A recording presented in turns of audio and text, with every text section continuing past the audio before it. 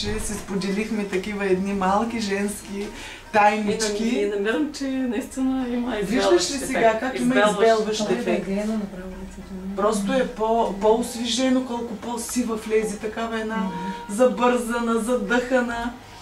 От колко малко се иска човек да положи усилия от дома. Колко малко. Обичайте се, за да ви обичат и околните, и помнете, че кожата има памет. Кожата помни. Нещо дребно, малко може да направите за себе си, но тя след време ще ви се отблагодари.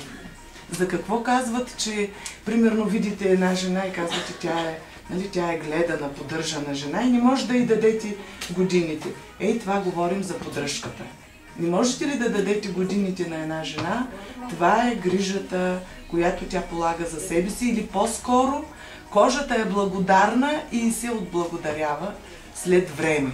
На момента може да ни преценяте, вие сте млади и казваш, аз нямам грижа, нямам нужда да си грижа за себе си. Обаче ще дойде ден, в който ставате и глеждате се в огледалото и казвате, тук това го нямах. Тази бръчица тук не бях я виждала. Така че грижете се. Това е моя апел към вас.